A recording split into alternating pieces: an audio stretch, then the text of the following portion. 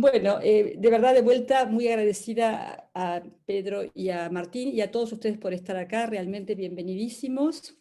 Y como les digo, contenta de enfocar este tema, el apocalipsis y la misión de Sudamérica.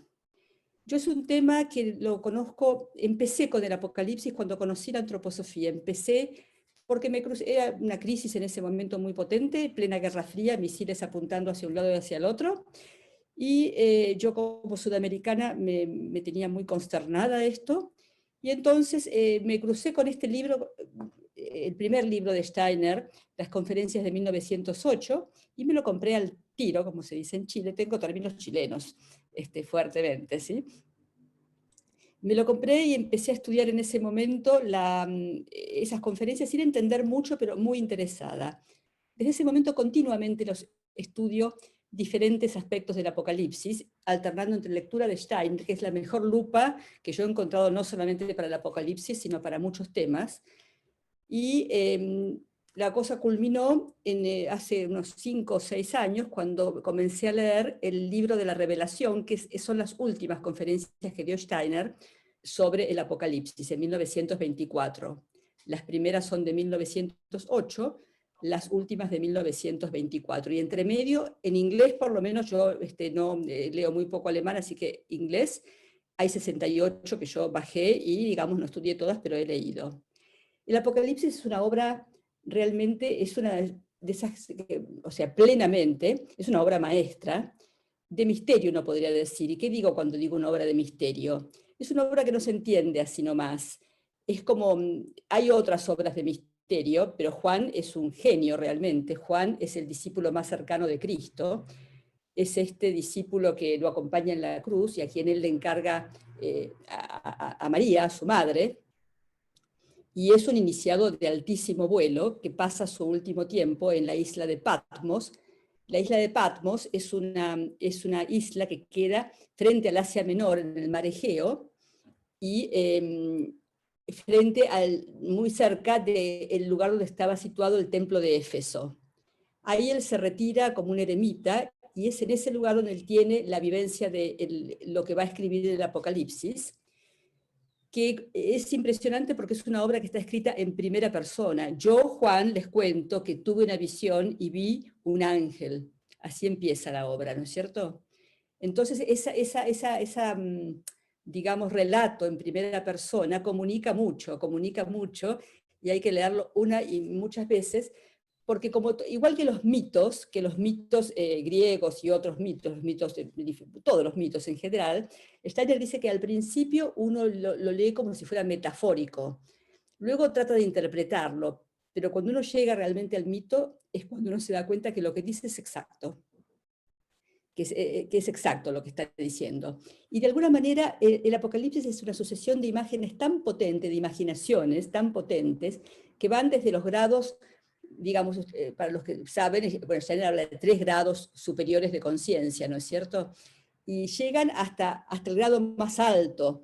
Empieza Juan escribiendo y en determinado momento recibe la indicación de que no escriba más, de que hable ahora, o sea, pasa de la comunicación escrita a la comunicación de boca a oído, que es algo que, por ejemplo, en este medio nos falta absolutamente. En este medio nos podemos comunicar intelectualmente, fuertemente, de hecho nos vemos solamente el torso y la cabeza, como los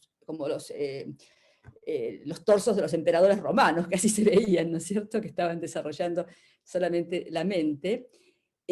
Pero bueno, la antroposofía tiene un corpus teórico enorme, y en realidad, bueno, hay que tratar de sacarle el jugo en lo que se puede a esto, y en lo que no se puede esperar las oportunidades de boca a oído que se presenten en la vida, ¿no es cierto?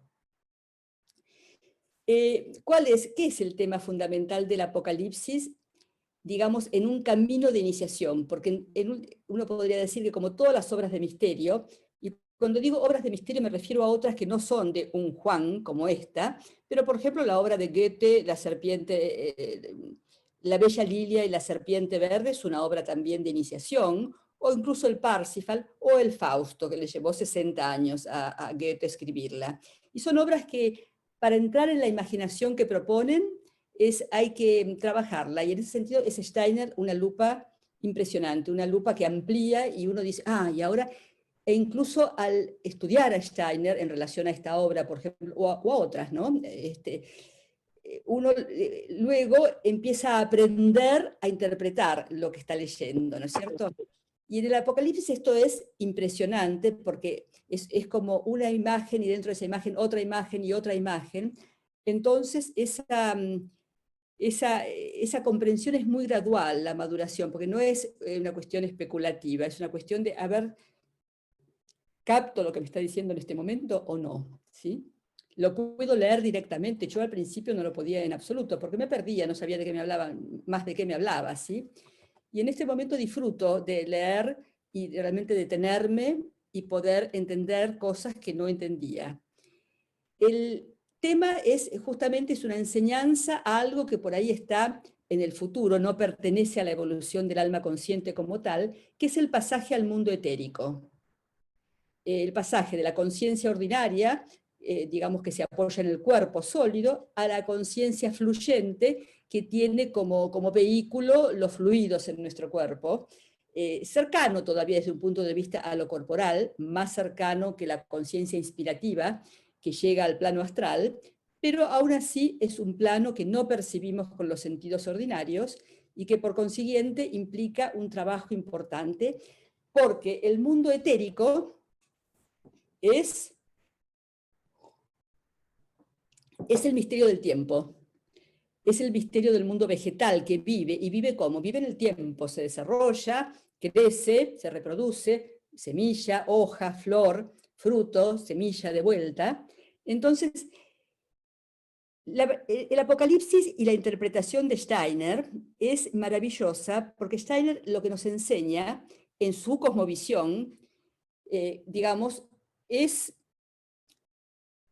compleja, abarcada en su profundidad la cosmovisión de Steiner, pero va abarcando diferentes niveles que van desde las evoluciones planetarias, en las cuales en la Tierra estamos en la cuarta, hasta las épocas históricas, la cual estamos viviendo, la época anglosajona, ¿sí? De la quinta era post-Atlante, y entre medio hay otras variables que yo no voy a profundizar en este momento. Eso es uno de los primeros aspectos. Entonces, cuando uno lee el Apocalipsis, uno va a ver, incluso leyendo a Steiner, que a veces él habla de una manera y a veces él habla de otra manera. Es como las muñecas rusas en diferentes escalas. Yo puedo contar esto así, y la imagen sirve para esto y para esto y para este otro momento. La obra empieza diciendo: yo soy el alfa y el omega, el principio y el final. Y realmente abarca desde el principio de la evolución de la Tierra, es decir, desde la formación de nuestro sistema planetario, hasta el final de la evolución de este sistema planetario en el que vivimos, alfa y omega. En esta oportunidad, la verdad es que el tiempo siempre resulta poco. Yo tengo un PowerPoint, le decía recién a Pedro que a mí el PowerPoint mucho no me gusta porque me obliga a poner uno tras otro, tal cual como uno los organizó. Entonces voy a ver en qué medida les muestro después algunas imágenes. Pero quiero hacer notar esto, es una enorme enseñanza a una flexibilización del pensamiento. Nuestro pensamiento lógico racional, que se apoya en los sentidos, es lineal, vamos de esto a esto, a esto, a esto. Y como el Apocalipsis nos confunde, porque puede ser en un momento o en otro, nos ayuda mucho a organizar un pensamiento que no sea lineal. Yo en este momento, estos últimos años, lo había empezado antes del comienzo de la pandemia, ya estaba cansada del ensayo y había empezado a escribir prosa poética o poesía, digamos, relativa al Apocalipsis, que también viene de antes. Y bueno, ahora también un argentino quizás la está por publicar, estoy muy contenta con eso. Y claro, la poesía tiene, eso es un elemento más suelto, uno se puede permitir ciertas licencias, porque la cosa intelectual es absolutamente necesaria en el Apocalipsis, pero también nos puede perder mucho, digamos, en estructurar la cosa demasiado. Steiner tiene un gráfico, a ver si se los muestro, voy a compartir pantalla un instante. No, no todavía, disculpen.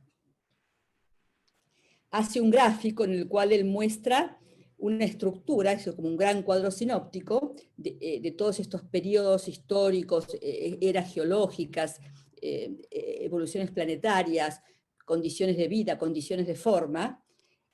Pero él dice, esto es solamente una estructura que sirve para entender el tema, y esa es la traducción que nos hace.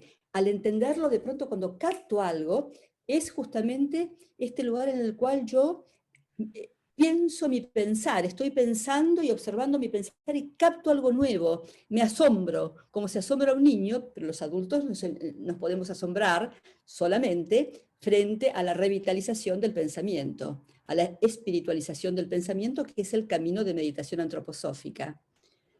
Entonces, en este sentido, la obra permite, ayuda a una enorme flexibilidad mental.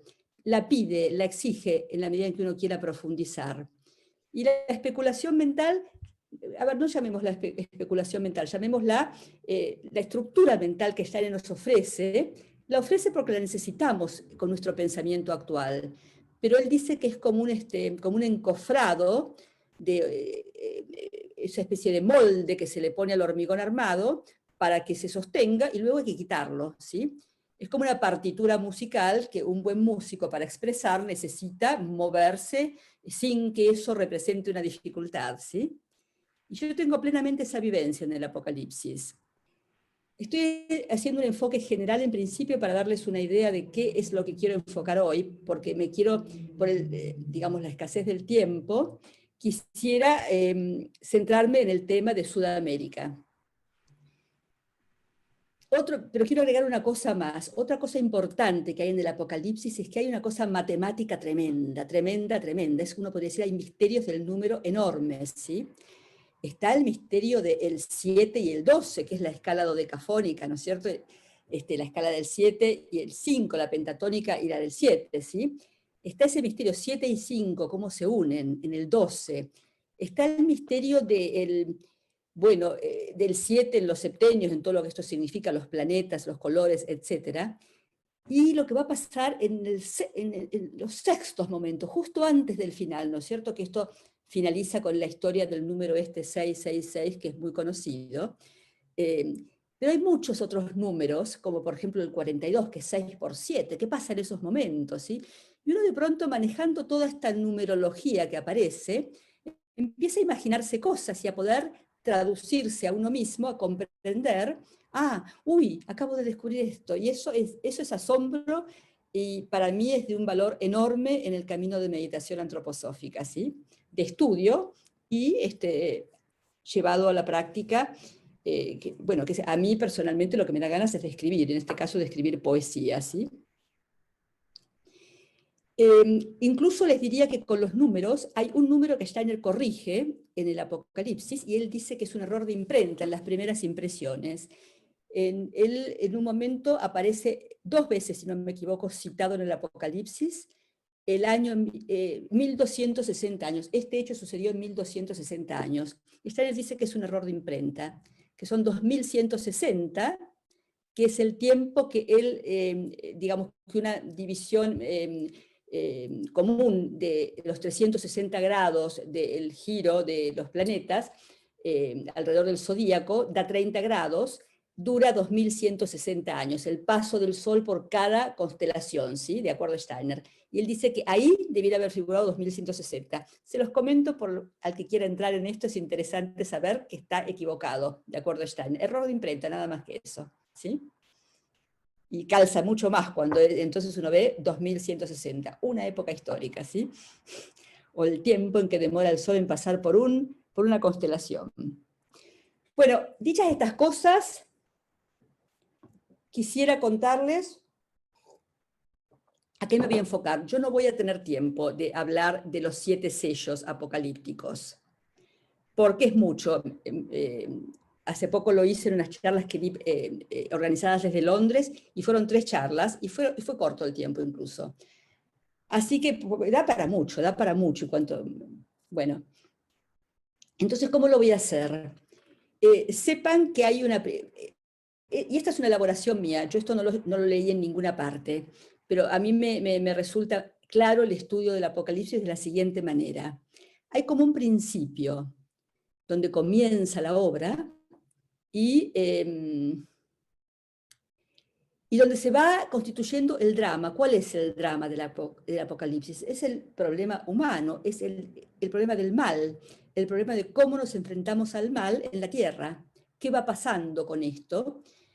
Y llega a un punto cúlmine en el capítulo 10. La obra tiene 22 capítulos, o sea que se divide en dos partes, uno podría decir, 11 y 11. En el capítulo 10 llega a un punto culminante.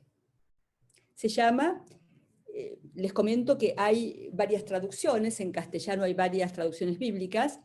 Yo me manejo con la Biblia de Jerusalén, también a veces en un momento lo hacía con la Nácar Colunga, pero en este momento uso más la Biblia de Jerusalén, y también estuve investigando la Biblia de King James, que es la Biblia inglesa. Algunas traducciones tienen títulos, otras no. Los títulos de la Biblia de Jerusalén, en mi opinión, están bastante bien puestos, y en el capítulo 10 se llama Inminencia del castigo final. Está por suceder la cosa. El capítulo 11 se llama Los dos testigos y viene justo a la mitad de la obra. La obra tiene en su primera parte una serie de, digámoslo así, como 7 eventos. Los primeros se llaman los 7 mensajes a las iglesias. Ahora vamos a ver de qué se trata. Los segundos se llaman la aparición del librito sellado con 7 sellos al que nadie puede acceder. Y la tercera se llama el sonido de las 7 trompetas. Son 3 tipos de hitos, mensajes, sellos y trompetas, que yo no voy a enfocar en detalle. Podría hacerlo con los sellos y sería interesante, pero quizás después, de acuerdo a cómo vaya el tiempo, perdón, Pedro, para guiarme bien, ¿me pueden decir, digamos, cuándo se cumple la hora de que yo estoy hablando? Sí, yo te digo. Dale. Bueno, pero ¿cuánto falta? Decime. ¿Cuándo se cumple? Yo necesito saber Y para se va a medirme. cumplir a las 7:15 aproximadamente. A las 6:15, perfecto. 7:15. Estamos, A tus 6:15, exacto. sí, estamos regio. En ese lugar, justo cuando se llega a la mitad de la obra, uno podría decir, hay un silencio en la mitad de la obra, porque justo antes suena la 7ª trompeta. O sea, se acaban estos 3 grupos de eventos septuagenarios, ¿sí? Mensajes, sellos y trompetas. Y cuando justo llegamos al espacio de la mitad, hay un silencio porque suena la 7ª trompeta y hay una catástrofe de terremotos, sonidos, temblores, etcétera, ¿sí? Y comienza la segunda parte, diría yo, que es el capítulo 12, que aparece, muchos la deben conocer, esta visión de la mujer y el dragón, que es una visión maravillosa, que aparece en ese momento y anuncia ya realmente el desenlace de la lucha, el comienzo del desenlace de la lucha del bien y el mal. O sea, de los servidores del Cordero, que es el Cristo, y de los que todavía no logran acercarse a él. Y como les digo, tiene muchas posibilidades de ser pensado en diferentes tiempos, porque esto vive en el hecho vivo del tiempo. Entonces, la semilla y el fruto están al mismo tiempo, sucediendo. Viene el capítulo 12 y luego viene el capítulo 13, que ya es realmente la presentación plena del mal.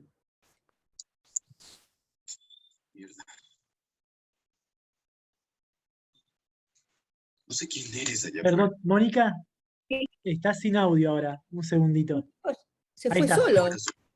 ¿Desde hace tiempo que se fue o No, recién? recién. Ah, qué bueno. Ahí está. Capítulo 10, 11, 12 y 13, yo diría que es el núcleo, con ese silencio en el centro. Antes yo lo llamaría el alfa, la preparación hasta que va a surgir la cosa, la inminencia del castigo final, y luego ya presentadas las 3 bestias que aparecen en el capítulo 13, entonces viene ya el desarrollo de la batalla hasta el final, que también vamos a tratar de ver algo que sería el comienzo del omega. Lo pongo así para claridad. Esta es una estructura que habría que poder verla más específicamente. Y yo creo que con esto sí paso a compartir más pantalla y, dado lo dicho, les muestro algunas imágenes para luego poder engancharme más en lo que voy a hablar, que enseguida les voy a contar. A ver, se me escapó una idea recién, en este momento se acaba de escapar así, pero ya va a volver, ¿sí?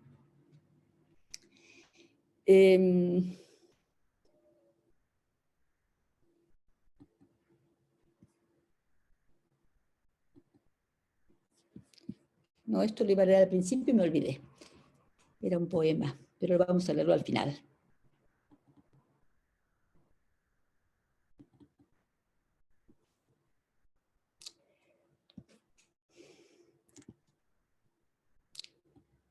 Les muestro algunas imágenes. A mí esta imagen me resulta muy importante.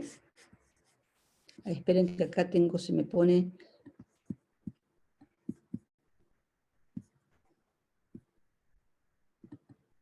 Esta es una imagen de Grunewald, donde está, yo creo que es la imagen más fuerte que hay de la crucifixión, vista en detalles impresionante. Y acá tenemos a Juan, el evangelista, y acá tenemos a Juan Bautista.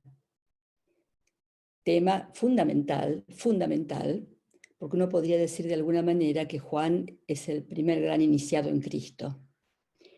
Y creo que muchos deben saber que la última conferencia de Steiner, interrumpida por su estado de salud, se llama Los dos Juanes.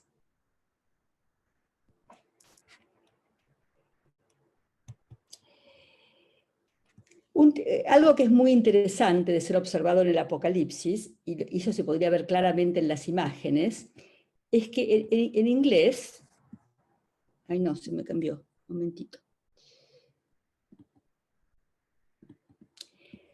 Esta es una imagen de Parsifal. En inglés hay dos palabras que son como un juego de palabras, y que es cómo se pasa de sword a word, de la espada a la palabra. Y uno podría decir que hay mucho de esto en el Apocalipsis. Incluso el primer sello apocalíptico de Steiner, que ahora se los voy a mostrar, es un personaje con una espada que sale de su boca de fuego, ¿sí?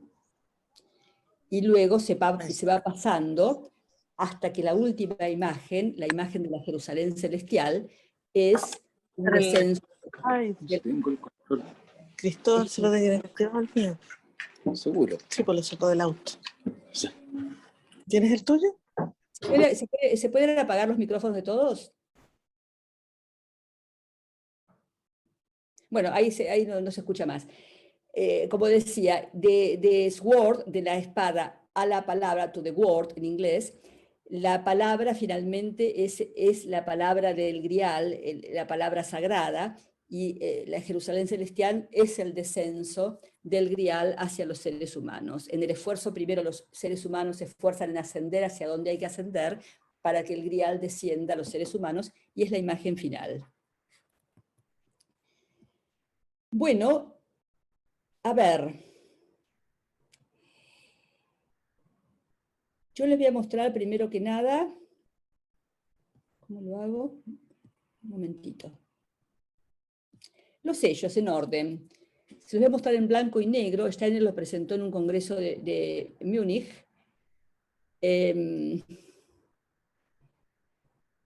Y luego Clara Rettig, que es una estudiante de él, hizo los dibujos en blanco y negro, que en el fondo son más expresivos, en mi opinión, que los de color, que luego hizo otro discípulo que no sé cómo se llama. Voy a pasar en principio mostrándole estas imágenes.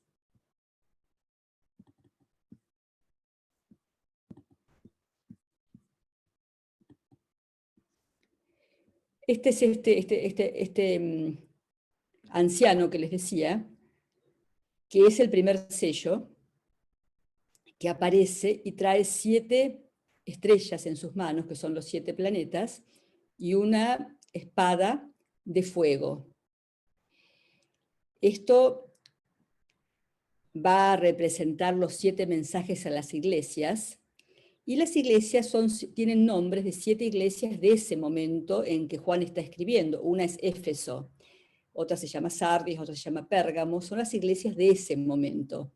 Steiner las relaciona con las 7 épocas culturales, y yo no lo voy a leer en este momento, pero la que corresponde a nuestra época es el mensaje a la iglesia de Sardis, que es muy interesante porque nos dice, bueno, obsérvense, ustedes creen que están vivos, pero están como muertos. Esfuércense en reavivar lo poco que les queda, porque eso es lo que necesitan en este momento. Eso es el mensaje a la iglesia de Sardis y así, o sea, a nuestra época cultural anglosajona. Y esta espada, como les decía, empieza con una espada, es esta vivencia que algunos deben saber, que Steiner pone de maneras muy, muy hondas en muchísimos casos, hasta llegar al punto fisiológico incluso, de cómo la palabra es la creadora, el logos o la razón, y cómo la palabra en este momento es algo bien abstracto, que se está muriendo y que hay que poder reavivar para llevarla hacia el corazón, ¿no es cierto? Esta espada va desde el chakra de la garganta y llega hasta el corazón. Y por otra parte, es en el futuro, muy futuro, es, digamos, la capacidad del habla es aquello que está creciendo como la laringe, como nuestro órgano procreativo del futuro, ¿sí? Este es el primer sello. El segundo sello es este, que es lo que medievalmente se llama el tetramorfos, que es los 4 animales que sin ser alados viven en nuestro ser humano en la tierra, con nuestra conciencia común, es decir, nuestro pensamiento en el águila, nuestro sentimiento en el león y nuestra voluntad en el toro, y nuestro ego terrenal en este ser, que representan por otra parte a las constelaciones fijas, que son Leo, Tauro, Escorpio y Acuario. Esto realmente es una indicación de que acá comienza un acto iniciático, porque ya en el plano, bueno, esto podría ser debatible, pero ya entiendo que al entrar al plano imaginativo, donde está el Cristo, hay el encuentro con el segundo guardián, incluso, bueno, no me quiero poner en detalles porque podría haber son temas complejos, pero el acercamiento al umbral que separa el mundo espiritual de la conciencia común, sucede una disociación de las facultades anímicas, del pensar, el sentir y el querer, que en nuestro cuerpo funcionan orgánicamente unidos.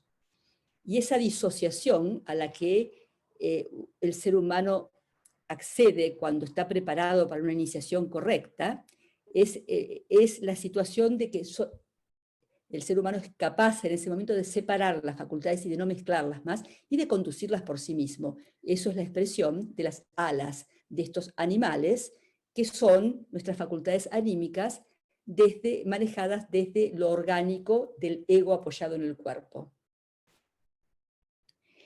El tema acá es que en el centro está el Cordero, que es el representante de Cristo, el Cordero que ha sido degollado, que está en un librito que tiene 7 sellos. Lo vamos a ver en el siguiente sello, el sello tercero. Este es el librito donde estaba el Cordero, que tiene 7 sellos, o sea, no puede ser leído por cualquiera, sino que hay que tener la preparación del caso para poder comprender de qué se trata esos sellos. Acá volvemos a tener de alguna manera en este sello tercero, estos son los sellos de Steiner, que no tienen que ver necesariamente con estos sellos. Steiner llama sellos a estas imágenes. Es algo que él dice que es una experiencia espiritual de quien alcanza estos estadios. Porque acá se abren, van a ver si ven el Apocalipsis, que acá se abren otros sellos, que son los sellos de este librito propiamente, que ¿quién lo va a abrir? Juan está muy angustiado en ese momento porque no hay quien lo abra, pero en ese momento aparece el Cordero, que es capaz, porque ha sido sacrificado, es capaz de abrir los sellos del libro. Y ahí entonces tenemos esta primera imagen de los 4 jinetes del Apocalipsis, y estas 3 estrellas, y de las trompetas. O sea, estas también equivalen a las épocas. Steiner, digamos, relaciona estas 7 imágenes, digamos, con las épocas históricas.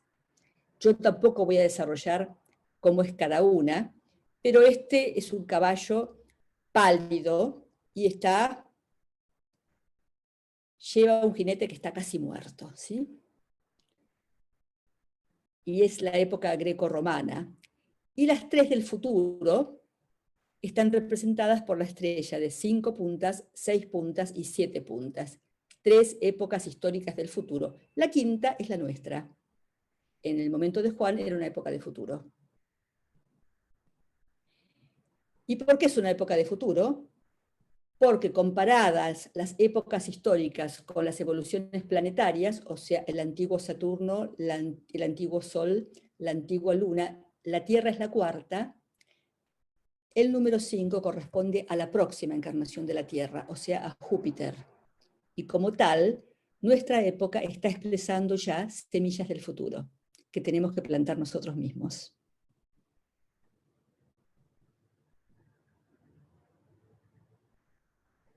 Bueno, no voy a desarrollar las trompetas. Como dije, las trompetas, luego que se desarrollan los sellos, donde es ese primero, segundo, tercero, cuarto, y después quinto, sexto y séptimo, se comienza el sonido de las 7 trompetas, hasta la séptima, que como dije suena en la mitad de la obra.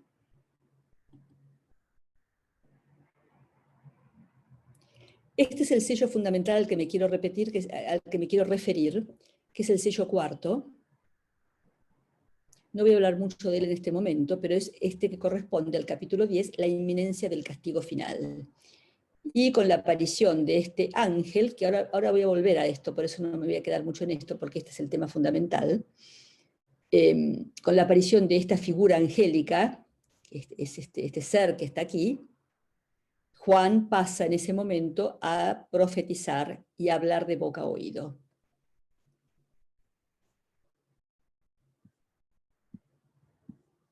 Se me escapó la flechita, disculpen. No sé qué pasó. Acá está. Este es el quinto sello, que es esta imagen de la mujer, que ya es una imagen de futuro, en tanto es número 5. Creo que en este momento les muestro brevemente el sexto y el séptimo sello. El sexto expresa un momento en el que el dragón rojo, ya vamos a ver qué es esto, es encarcelado, aprisionado durante 1000 años.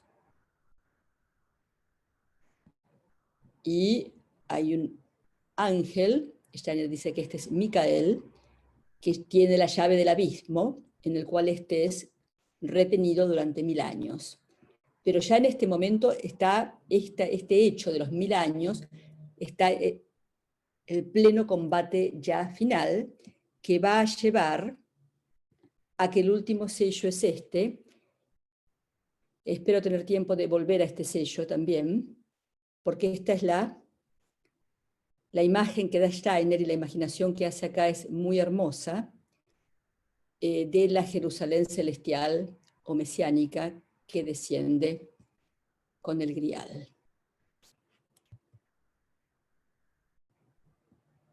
¿Estoy compartiendo pantalla todavía o no?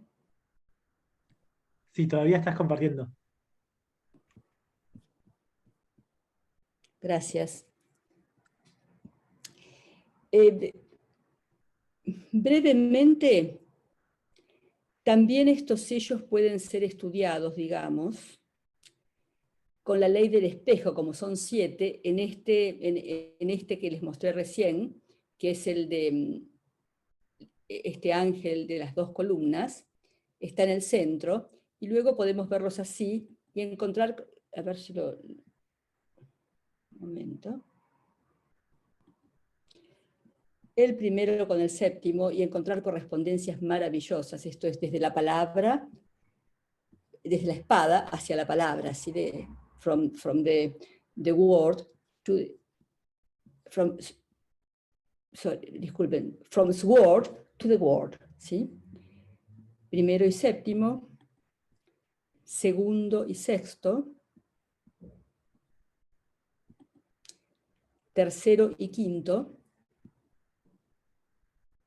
y en el centro este. Yo no voy a tener tiempo de hacer correspondencias que yo he podido observar en estos sellos de Steiner, pero les hago la indicación para quien quiera profundizar, los puede observar también con la ley del espejo, ¿no? Donde hay una metamorfosis de uno a otro.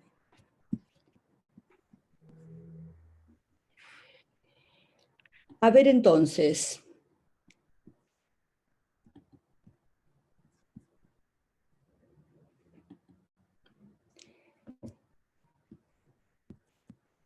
¿Cómo describe Steiner este momento? Capítulo 10, la inminencia del castigo final.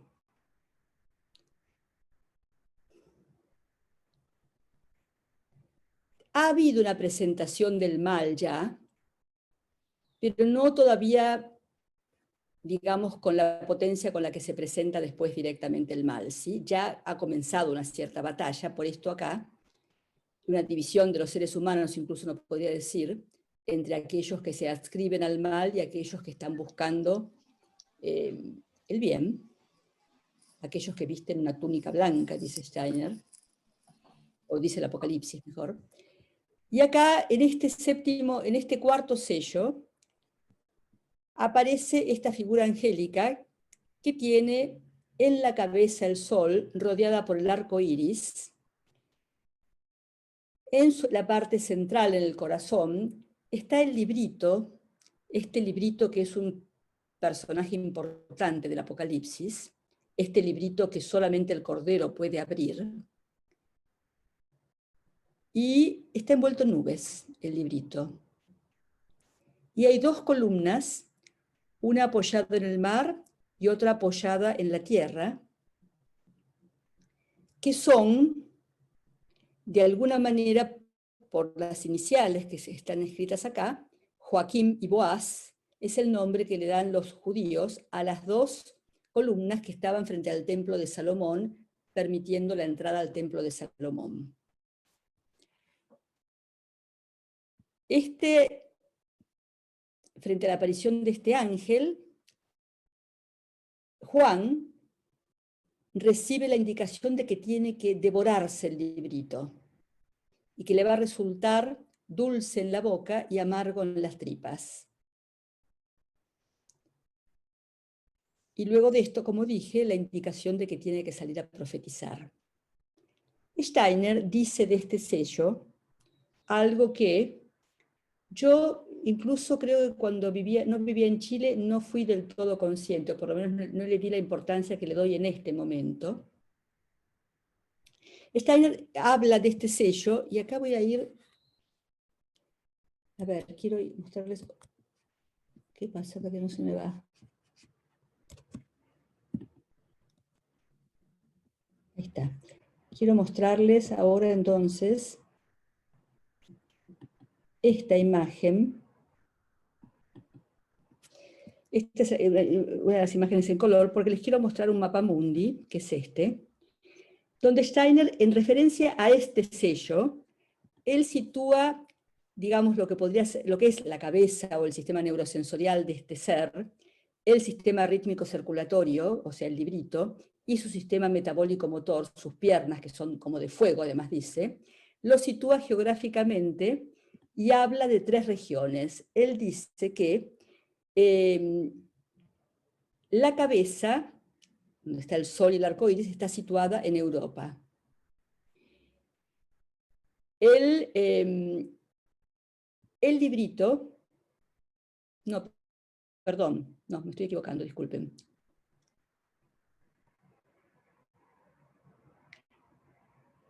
El librito está situado en Europa y la cabeza está situada en el Antiguo Oriente, en el Lejano Oriente.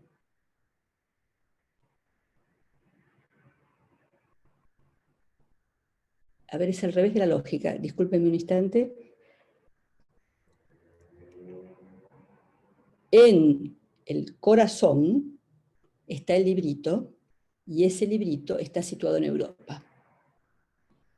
Y en la cabeza está el sol, y ese sol está en el lejano oriente. Y de lo que no hay duda es de que las piernas están situadas en América, en Occidente. Esto en principio para los europeos es curioso, porque si esta es la imagen, siempre se plantea, y así se plantea en la imagen posterior, que es la mujer con el corazón, con el sol irradiando desde el corazón, ¿sí? Es como que este sol tiene que descender, está en la cabeza en este momento. Y esto yo lo he pensado como que en principio hay que llevar en el estudio del librito, Steiner dice en cómo se adquiere el conocimiento de los mundos superiores, que antes que nada en el camino meditativo de la antroposofía hacia los mundos superiores, hay que desarrollar el chakra del entrecejo, o sea, el de la glándula pineal, que es como un chakra provisorio, y ahí está el sol en principio, para que cuando se fortalezca ese chakra, el sol recién pueda descender al corazón. ¿Sí? Y ese es el camino particular de la antroposofía. Hay que estudiar el librito, hay que comérselo, hay que devorar el librito para formar este chakra provisional, que es lo que me da la fortaleza yoica de poder atravesar el umbral, a poder separar mis facultades anímicas y no perderme en él, para que este chakra luego descienda donde tiene que estar realmente el corazón iluminado por el sol. Pero lo que más me impresionó de esta figura angélica es que ahora, releyendo y estudiando de vuelta, y esto fue durante la pandemia ya, el año 2020, me hago consciente plenamente que yo nunca había leído una cita de Steiner de Sudamérica. Y acá de pronto me encuentro en el ciclo de la revelación, planteado para los sacerdotes de la comunidad de cristianos y para los miembros de la Vorstand, o sea, del directorio del Goetheanum, una cita donde habla de Sudamérica y que se las quiero leer especialmente. A ver si la tengo acá. Yo espero.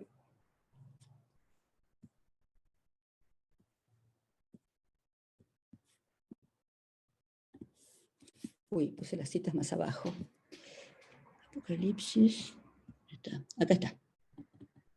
Es una conferencia que da el 18 de septiembre de 1924, en la cual dice lo siguiente, en referencia a esta especie de categorización geográfica que hace. Si nos eleváramos y miráramos a la Tierra, veríamos a Asia adoptando como un semblante humano en forma de nube y en forma de sol. Veríamos los colores del arco iris desparramarse sobre Europa, y más hacia el occidente habrían pies de fuego, de los cuales uno estaría plantado en el Océano Pacífico y el otro en los Andes, en Sudamérica. La Tierra estaría debajo de esta imagen.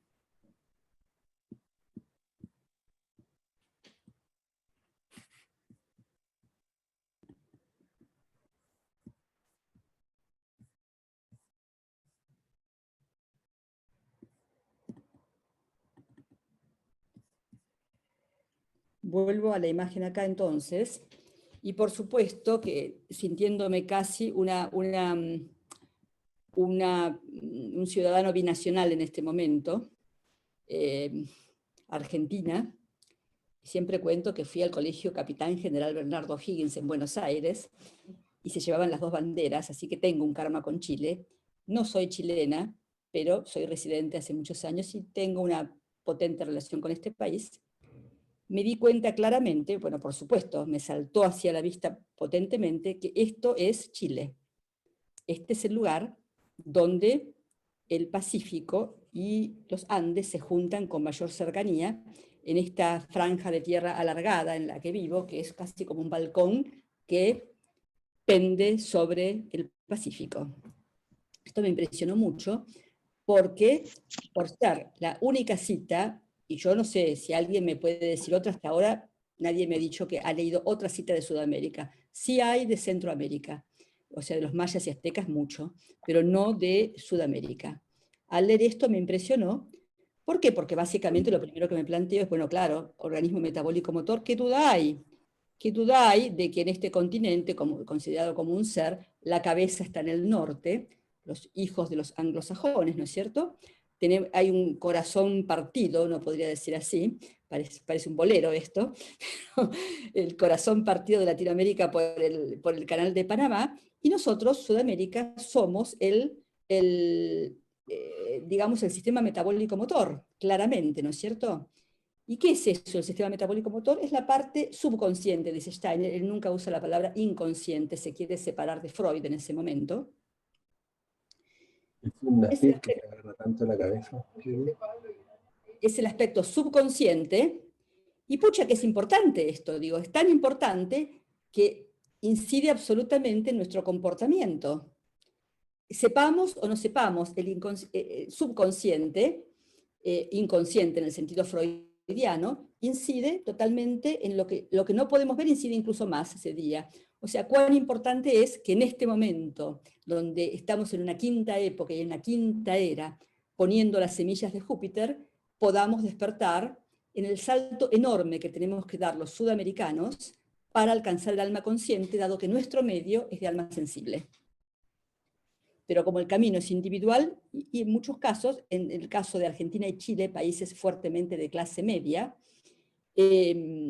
con diferentes historias de clase media, más potente en la Argentina porque todavía la educación sigue siendo gratuita, tenemos un buen suelo para poder pegar ese salto, esa picada que hay que pegar en el trampolín para alcanzar realmente el alma consciente y aportar lo que tengamos que aportar.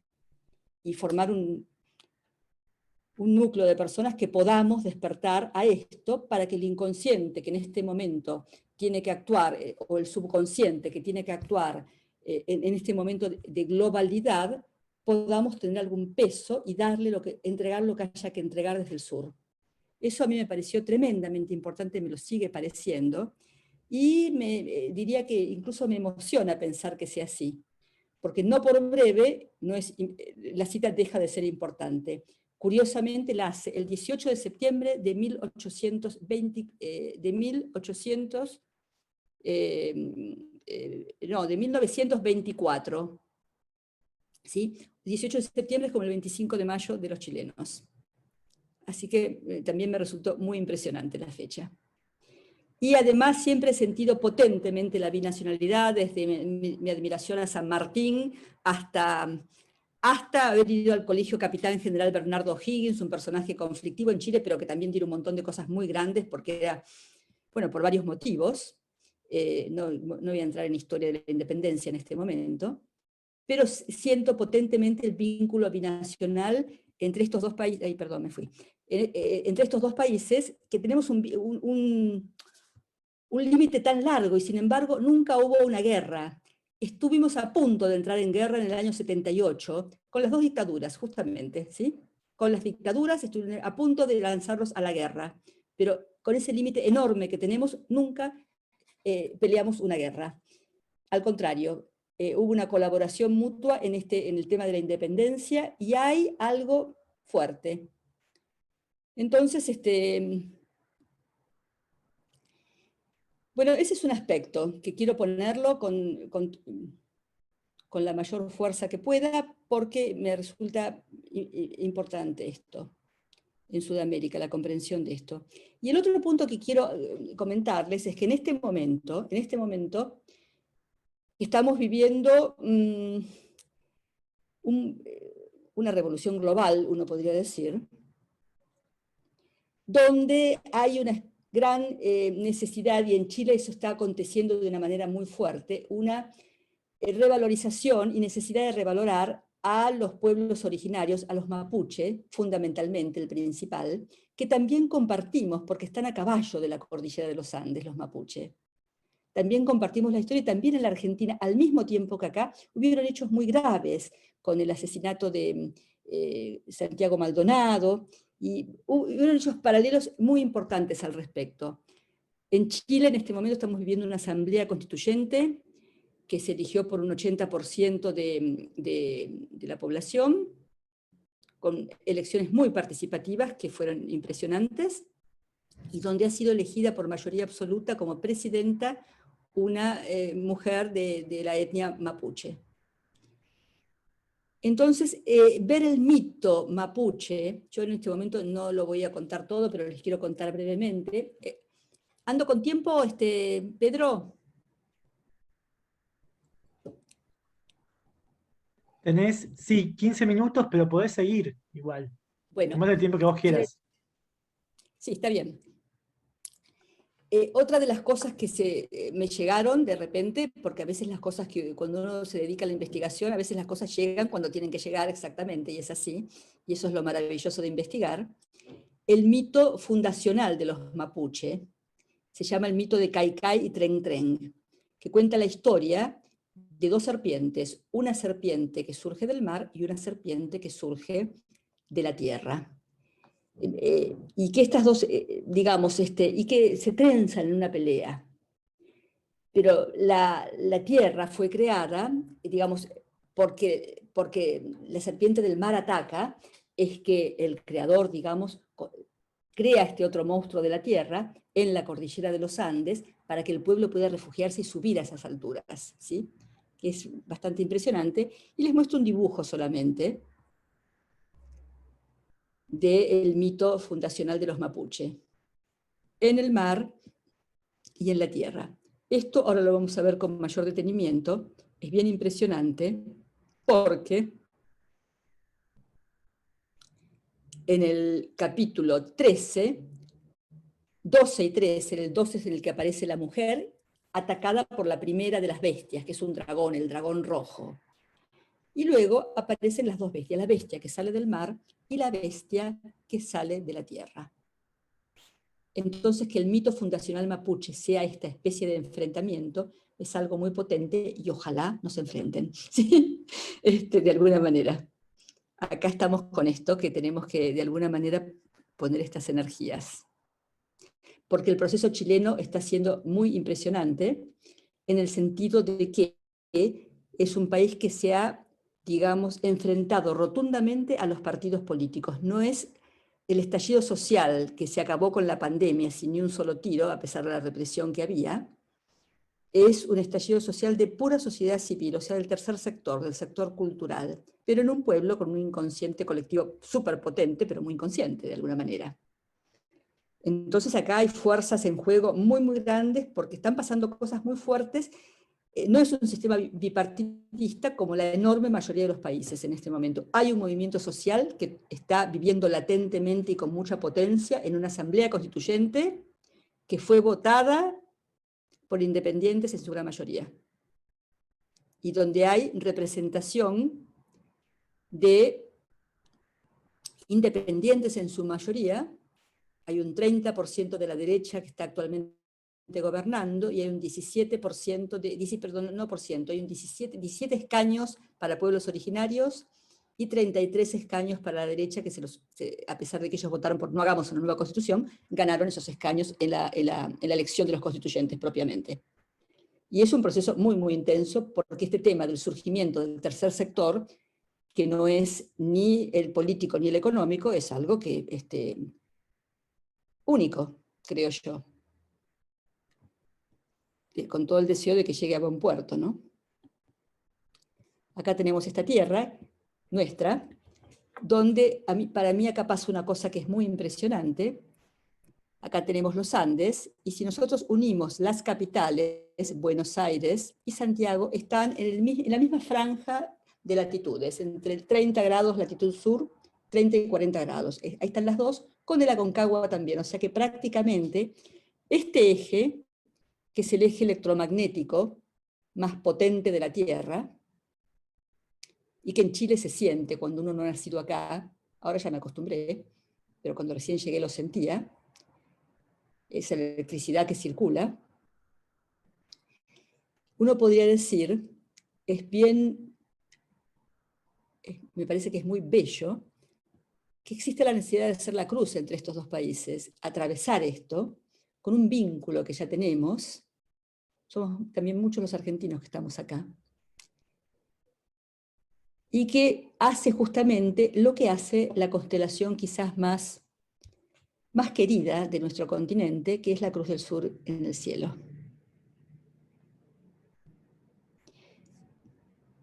Yo acá les muestro un mapa. Ven, acá está la franja en la cual está Buenos Aires, Montevideo. Somos hermanos con los uruguayos. Y acá está Santiago, ven que están casi a la misma altura.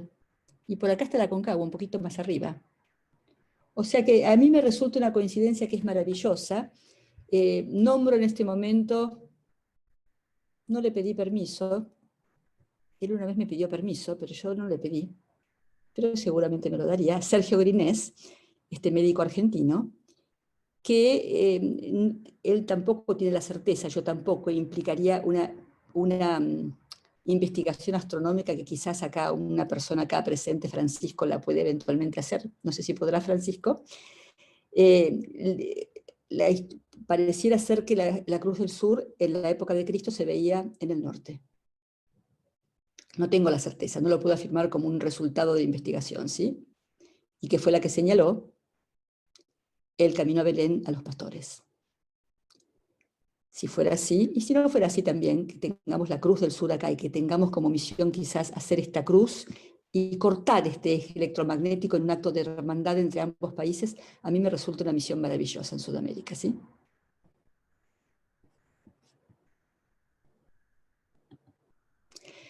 Esta es una visión de Santiago en un día bello. Ahí atrás está la montaña nevada, cuando no hay smog, es una foto especial, hermosa, con esta mole que está muy cerca de Santiago, por supuesto. Y esta es una imagen de mi Buenos Aires querido, cuando yo te vuelva a ver y me dejen viajar, ¿sí? Bueno, el club de pescadores y este río leonino con que me bañé de niña tanto y a quien realmente cada vez que voy a saludarlo, por supuesto.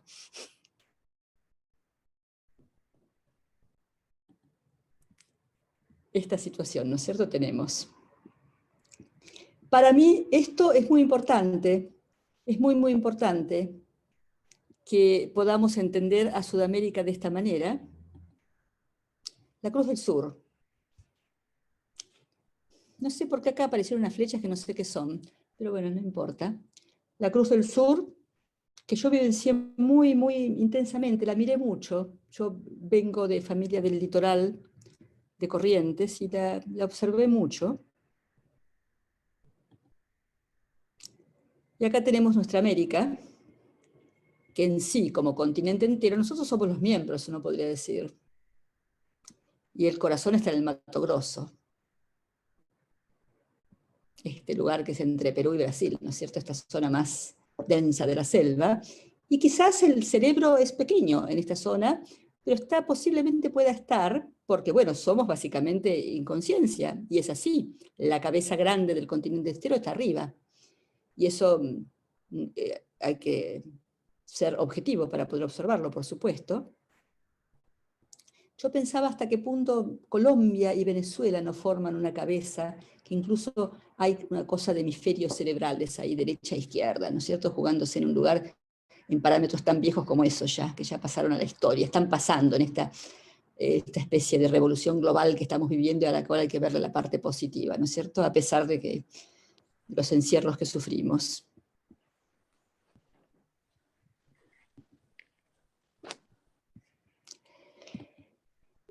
A ver, bueno, estamos por ahí más o menos. Yo quisiera tener tiempo para contar un poquito más del sello quinto, este sello de la mujer. Voy a prenderme una luz, disculpen.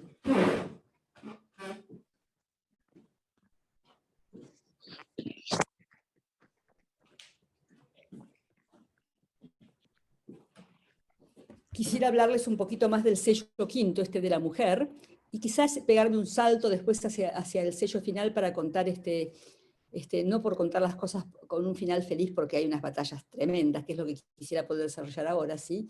Y que ya no están dadas por la naturaleza, sino que en la cual o somos actores activos o no sucede el triunfo, ¿sí?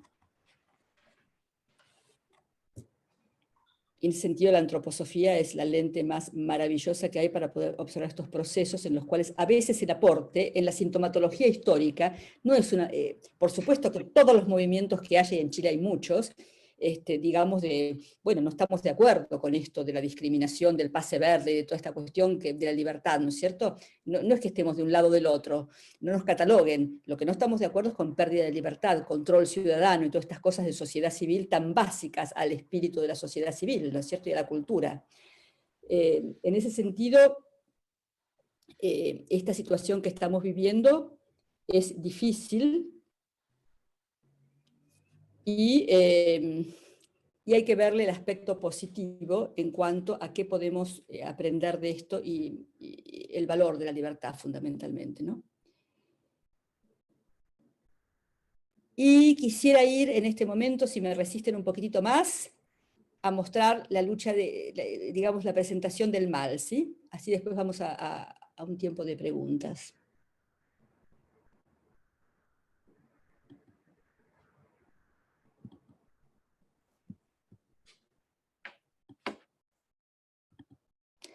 Esta imagen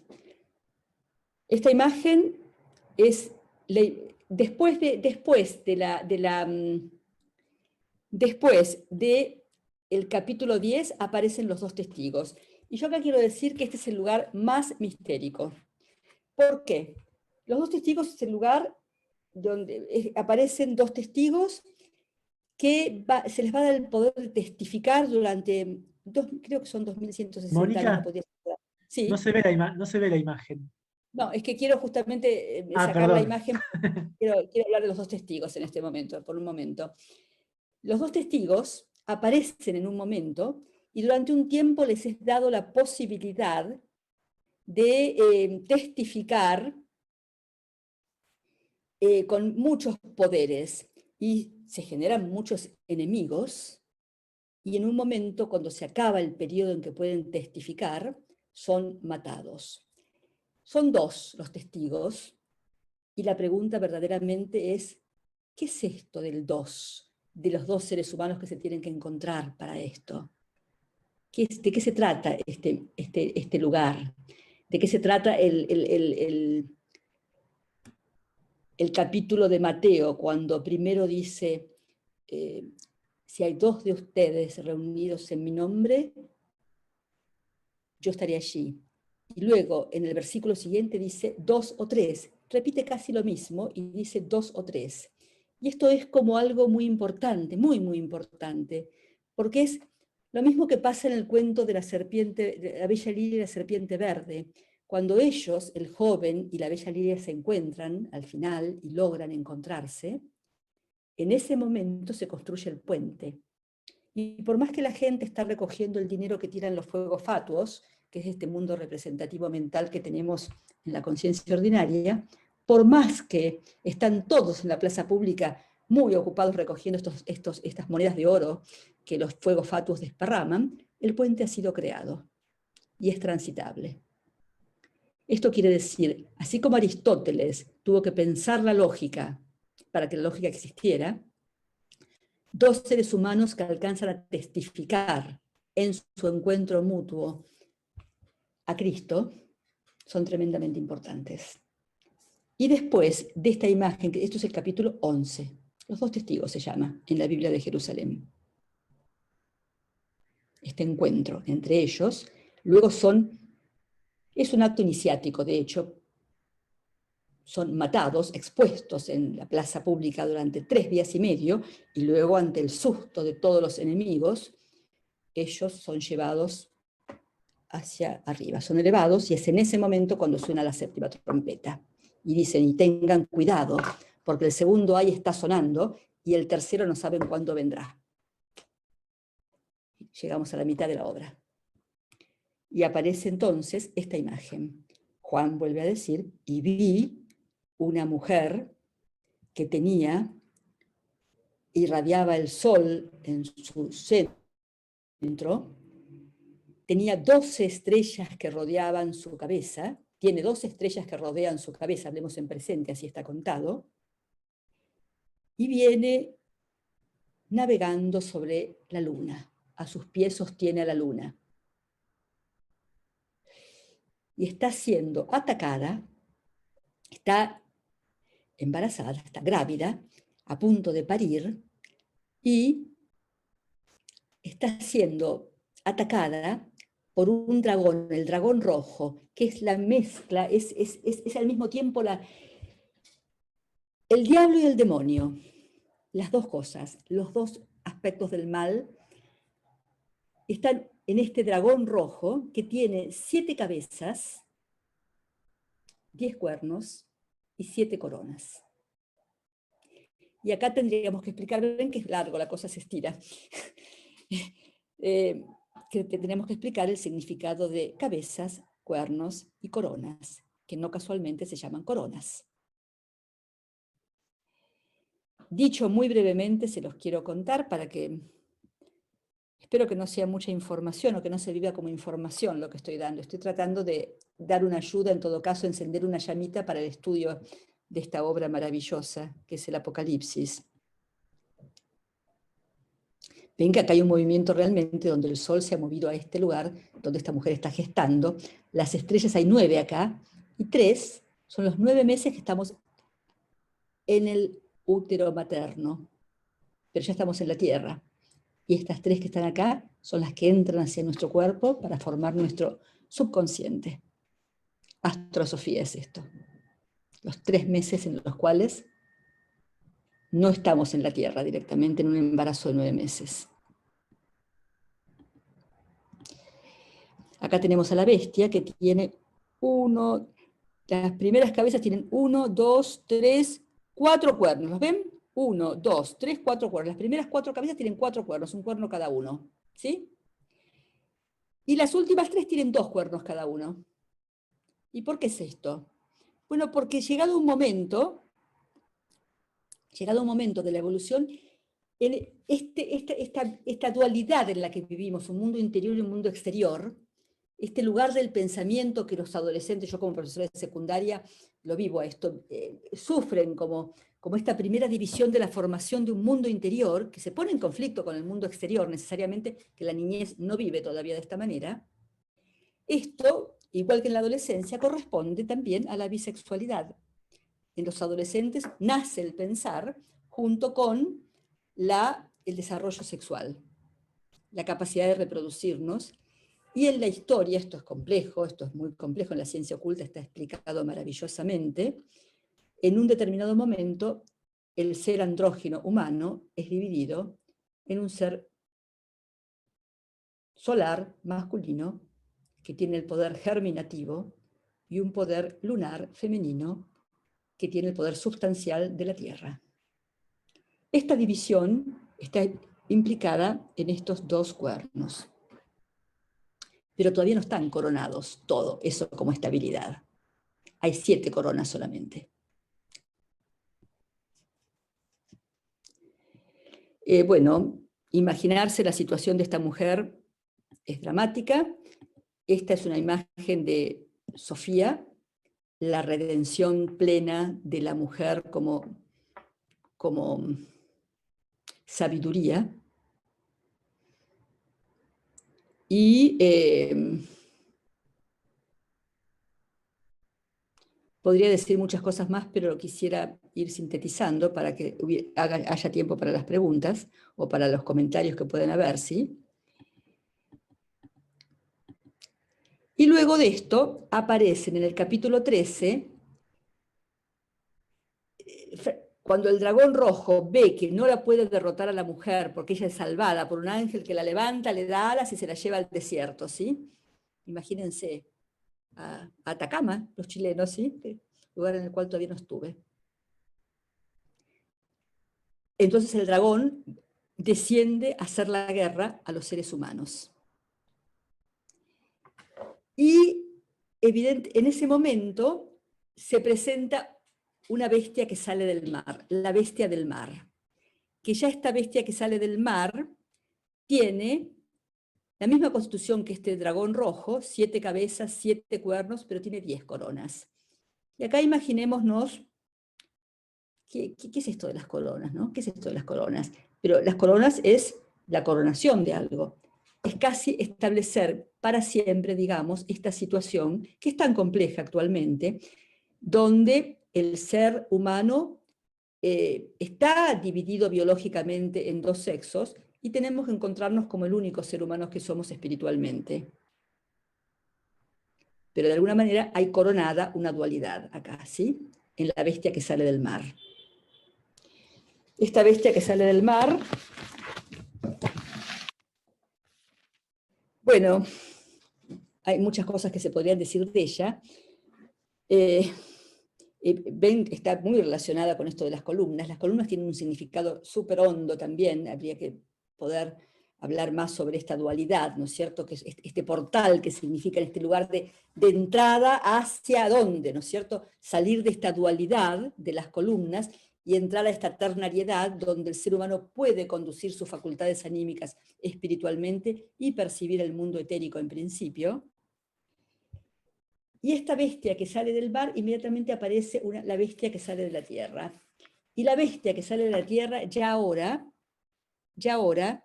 no le hacen falta. Esta es una imagen medieval de la bestia que sale del mar, que tiene 10 coronas, ¿ven? Que es distinta a la otra. Y acá tenemos esta imagen, que es ya la bestia que sale de la tierra, que tiene un representante. Ella, la bestia que sale de la tierra, sirve a la bestia del mar, y está representada por un falso profeta, que pide que se construya una imagen de la bestia y que todos reverencien. Esto, bueno, él acá es el lugar donde aparece, cuando aparece la bestia del mar, representada por el falso profeta, es donde se plantea entonces que acá es donde hay que tener inteligencia para pensar, inteligencia en el mejor sentido, inteligencia, capacidad de elegir, y díganme si no es lo que está pasando en este momento, uno tiene que poder pensar lo que está sucediendo en este momento. No hay, esto está bien, eso está mal. Está la polaridad planteada, pero al estar pasando el tema de la corrupción de la política, en Chile es manifiesto esto con el movimiento que está sucediendo, a un problema cultural, acá se requiere inteligencia. Y si no me equivoco, dice incluso la inteligencia de los santos, que realmente sin tomar un partido pueden pensar. Su número es el 666, es acá cuando habla de esto. ¿Y por qué es el 666? Porque en este momento se desata plenamente, como les digo, la segunda parte de la obra, el Omega, en el cual ya empieza la batalla absolutamente plena con esta, digamos, entre este ser, que va a ser el anticristo, y aquellos que quieren reconocer esta vivencia del sol, del Cristo, de la sabiduría, y entregarse a ella con todas las fuerzas. Podría seguir profundizando porque acá vienen, esto sigue en el capítulo 14 hasta el 22, y pasan cosas impresionantes también, pero como me tengo que restringir en el tiempo, me parece que por ahora es suficiente con esto, hay bastante, creo que acá quería centrarme, bueno, esto no importa mucho, estos gráficos, quería centrarme fundamentalmente en el tema de estos capítulos centrales, y luego, bueno, si hay tiempo, eventualmente podría llegar a plantear algo sobre el último sello, el sello séptimo y la Jerusalén mesiánica, ¿no? El descenso, que es bellísimo ese sello también, ¿sí? Así que, bueno, no sé si estoy en tiempo, sí, ¿no es cierto? Más o menos. La verdad es que me di el lujo de fluir sin pensar en el tiempo, y bueno. Sí, bárbaro. Dan ganas de seguir escuchando, dan ganas de hacer un curso con todo esto. Qué profundo. Es que es un tema impresionante. A mí el Apocalipsis me enseña cada vez que he tenido la oportunidad di una charla en la Sociedad Antroposófica acá, para la Sociedad Antroposófica, y las de Londres, que fueron un desafío enorme porque no es mi lengua natal el inglés, pero es un tema que cada vez que lo miro vuelvo a descubrir más cosas. Y eso es lo lindo de poder hablar, y yo les estoy muy agradecida a todos ustedes por escucharme, ¿sí?